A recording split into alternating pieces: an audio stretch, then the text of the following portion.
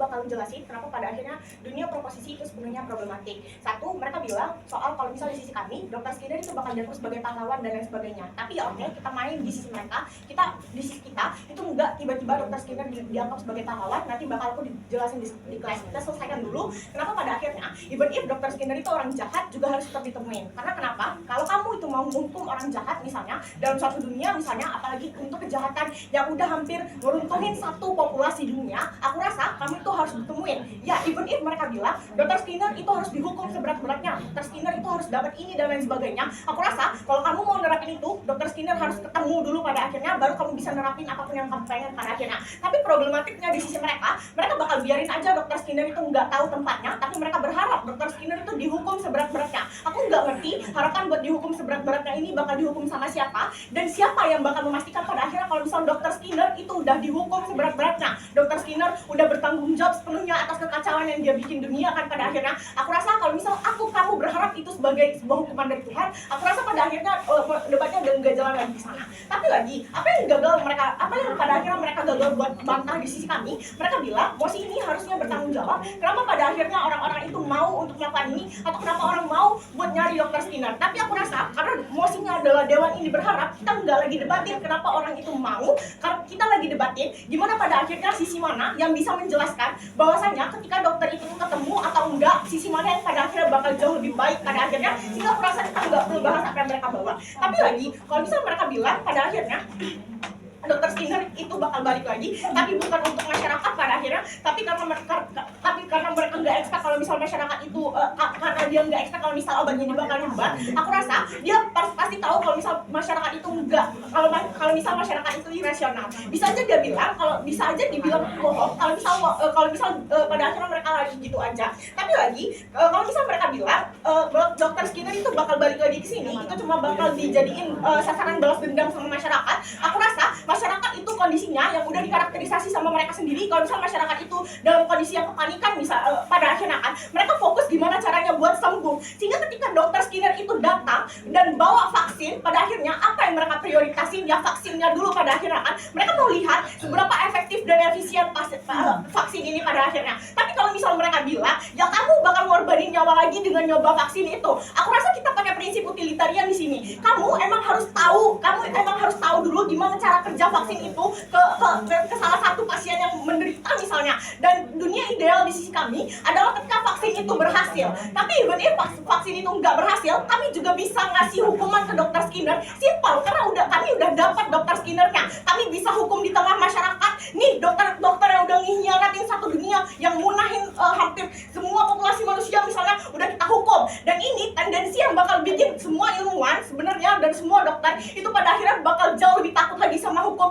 bakal jauh lebih tunduk lagi. Simple, karena mereka lihat nyata ketika dokter itu bekerja nggak sesuai tendensinya, dokternya dapat hukuman.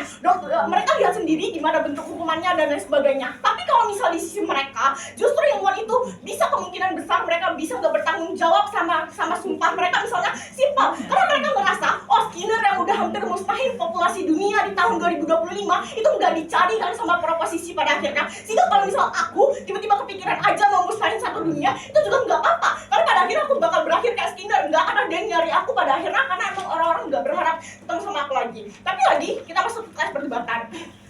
Satu, kenapa ini harus? Ini harus karena ini bentuk tanggung jawab dari Dr. Skinner. Dia soal sumpah dokter dan lain sebagainya. Tapi ini juga harus karena yang membuat obat kalau Dr. Skinner. Kalau misal mereka bilang mereka bakal bikin vaksin dari ilmuwan-ilmuwan yang banyak di sisi mereka, tapi aku rasa dalam 30 hari kamu itu kesulitan buat bikin vaksin untuk menangani kasus di satu dunia. Satu dunia butuh vaksin kamu, dan kamu juga cuma punya waktu 30 hari buat nyebarin vaksin itu, termasuk juga bikin vaksin itu jadi banyak. Aku rasa ini nggak efektif di sisi kamu, even if satu dunia kamu adalah ilmuwan. Tapi lagi Dr. Skinner di sisi kami, gimana prosesnya? Dr. Skinner itu pada akhirnya bakal seberpengaruh itu kalau misalnya ditemuin. Dr. Skinner ditemukan itu bakal meminimalisir perpecahan satu dunia. Udah dijelasin sama Cinda bentuk perpecahannya itu bakal semasif itu. Kenapa? Orang mikir ya udah besok kan aku belum 30 hari lagi aku bakal mati. Bisa aja mereka mikir kayak mereka yang dari awal udah trust isu sama medis, pada akhirnya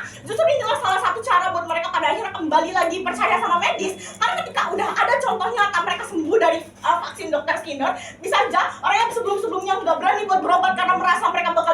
selanjutnya. Tapi ketika mereka pada akhirnya melihat oh vaksin ini beneran efektif, dokter Skinner udah tanggung jawab, kepercayaan buat medis itu bakal balik lagi. Simple, karena mereka udah lihat contoh nyata mereka pada akhirnya tetap bisa sembuh even if udah ada masalah sebesar ini. Tapi lagi, kenapa pada akhirnya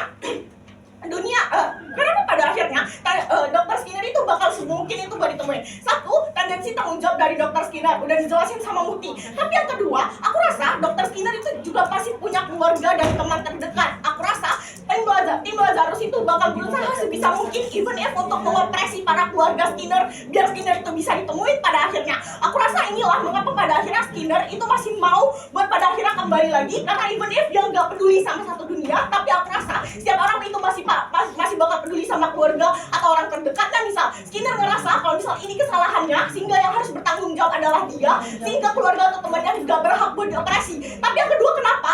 Aku rasa agen dari Lazarus ini juga pasti keluarga mereka atau teman terdekat mereka itu juga salah satu orang yang terpapar dari obat Skinner pada akhirnya. Kenapa mereka bakal bekerja sebaik itu pada akhirnya? Karena tendensi mereka itu bukan cuma buat nyelamatin satu dunia, tapi mereka juga perhatiin soal keluarga mereka, misalnya soal teman terdekat mereka yang bakal mati juga kalau Skinner nggak dapat. Sehingga aku rasa kemungkinan Skinner buat dapat itu bakal mungkin banget di sisi kami. Tapi masuk ke tes kedua, yaitu dunia mana yang pada akhirnya bakal lebih efektif.